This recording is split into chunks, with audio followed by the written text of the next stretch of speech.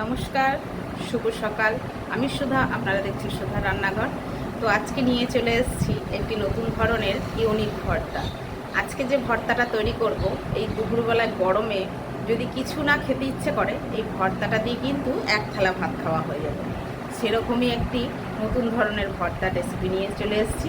দেখুন কেমন লাগে কমেন্টে জানাবেন। আমার চ্যানেলে যদি নতুন হয়ে থাকেন চ্যানেলগুলো সাবস্ক্রাইবার করবেন। যারা ইউটিউব থেকে দেখছেন চ্যানেলটি সাবস্ক্রাইবার করবেন, যারা ফেসবুক থেকে দেখছেন পেজটিকে ফলো করে পাশে থাকবেন। চলুন, নতুন ধরনের একটি ভর্তার রেসিপি দুপুরের জন্য। এখানে একটা কড়া বসিয়ে দিয়েছি, আর এই দেখুন গরম গরম ভাত হচ্ছে, কিন্তু একদম গরম গরম ভাতের সাথেই চলবে। কি নিয়েছি দেখতে পাচ্ছেন? কাঁঠাল বীজ শুকনো কড়াতে দিয়ে দিলাম। এবার এই কড়াতে আমি এটা ভালো করে কিন্তু ভেজে নেব। এরকমভাবে যে একটু হালকা পোড়া পোড়া হয়েছে, এর মধ্যে এবার কয়েকটা জিনিস দেব। যেমন দিয়ে দেব 4টা কাঁচা লঙ্কা, দিয়ে দেব কয়েকটা রসুন, এর মধ্যেই করে দিয়ে দেব 2টো শুকনো লঙ্কা, দিয়ে দেব এর মধ্যে একটা পেঁয়াজ, দিয়ে ভাজবো। এটা কিন্তু শুধু কড়ার মধ্যে এরকম করে ভাজতে হবে কাঁঠাল বীজের সাথে। এগুলো কিন্তু আমার ভাজা হয়ে গেছে, গ্যাসটা বন্ধ করে দিলাম। এবারে ঢেলে নেব। কাঁঠাল বীজের এই চোখলাগুলো একটু ফেলে দিতে হবে।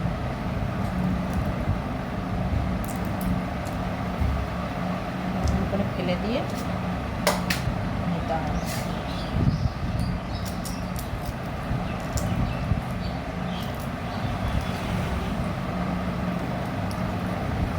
এই কাঁঠাল বীজ পোড়া এত সুন্দর লাগে না, কাঁঠাল বীজগুলো একটু ছিঁচে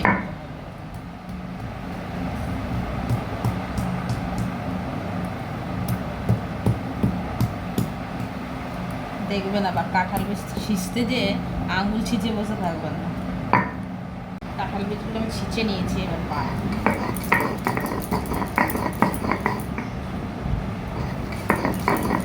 একটু জল ছিটা দিয়ে দিয়ে বাটতে হবে।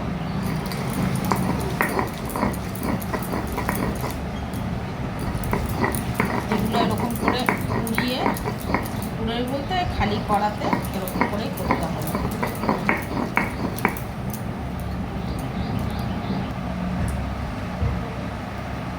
এরকমভাবে কিন্তু প্রথমে আগে বেটে নিতে হবে বীজগুলোকে, তারপরে এই যে ভেজে রেখেছিলাম ওর সাথে এগুলো দিয়ে দিতে হবে।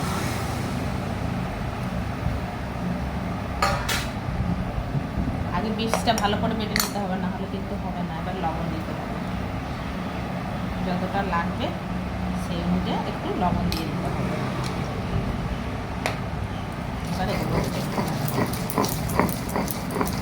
ঝালটা পরিমাণ মতো দিতে হবে, যে যেরকম খায়।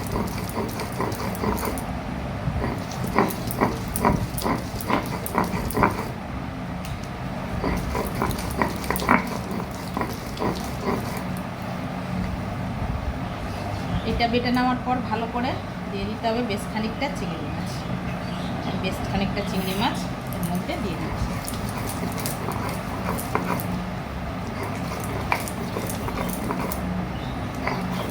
চিংড়ি মাছের মাথাগুলো যে আমরা ফেলে দিই, সেগুলো এরকম করে বেটে বড়া করলে কিন্তু খুব ভালো লাগে খেতে। বাটা হয়ে গেছে, এবার পরের কাজে যাব। আবারও গ্যাসটা জ্বালিয়ে কড়াটা বসিয়ে দিয়েছি, তেল দিয়ে দিয়েছি। তেলটা হালকা গরম হয়েছে, বেশি গরম হয়নি। এবার দিয়ে দেবো এর মধ্যে একটা কুচিয়ে রাখা পেঁয়াজ, ভেজে নেব।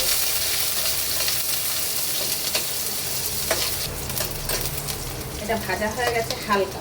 এবার এর মধ্যে দিয়ে দেবো যে বেটে রাখা ভর্তাটা।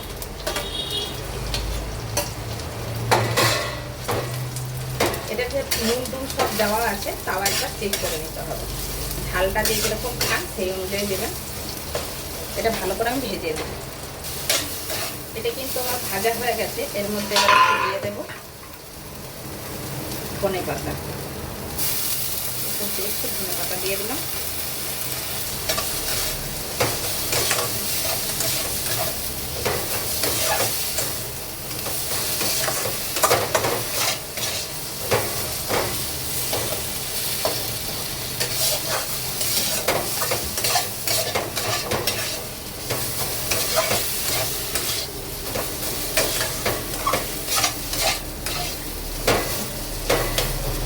এবার এটা নামিয়ে নেবো, হয়ে গেছে। গ্যাসটা বন্ধ করে দেবো। এরকম ধরনের যদি দুপুরবেলা একটু গরম গরম ভাতের সাথে ভর্তা থাকে, আর কোনো কিছুর কিন্তু দরকার হয় না। তো কেমন লাগলো রেসিপিটা অবশ্যই কমেন্ট করবেন। দেখা হচ্ছে পরের ভিডিওতে। Bye bye.